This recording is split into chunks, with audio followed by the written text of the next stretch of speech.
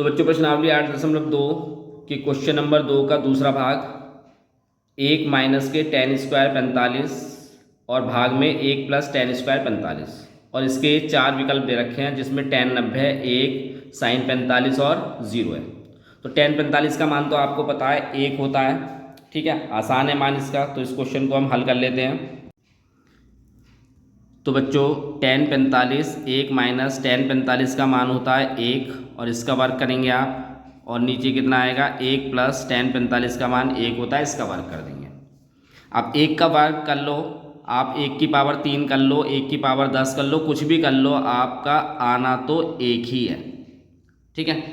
ऐसे यहाँ पे 1 प्लस 1 हो जाएगा।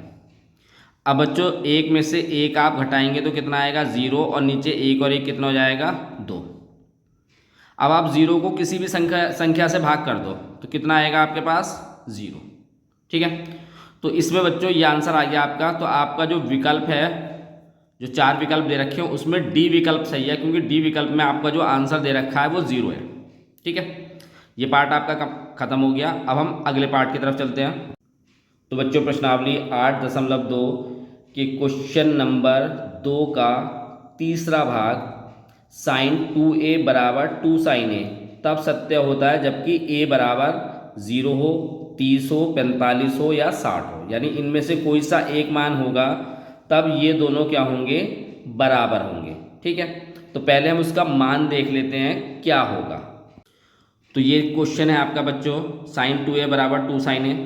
तो 2 साइन a की तो कोई बात नहीं है, लेकिन साइन 2a का हमारे पास एक फॉर्मूला होता है।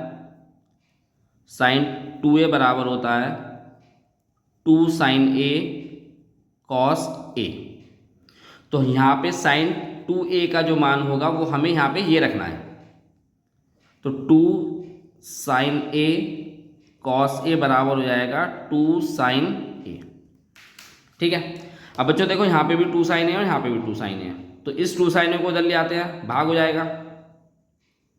कॉस a बराबर हो जाएगा 2 साइन a भाग में 2 साइन a, क्योंकि जो मान इधर गुणा होता है वो दूसरी तरफ जाके भाग होता है।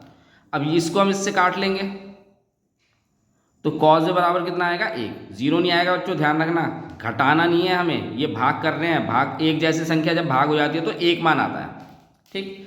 अब कॉस a यानी कॉस में 1 का मान किसके लिए होता है ये देख लेते हैं।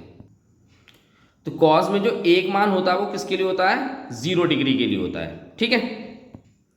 तो यहाँ पे हम क्या लिख सकते हैं, कॉस a बराबर कॉस 0, कॉस से कॉस काट देंगे आप, तो a का मान कितना आएगा 0।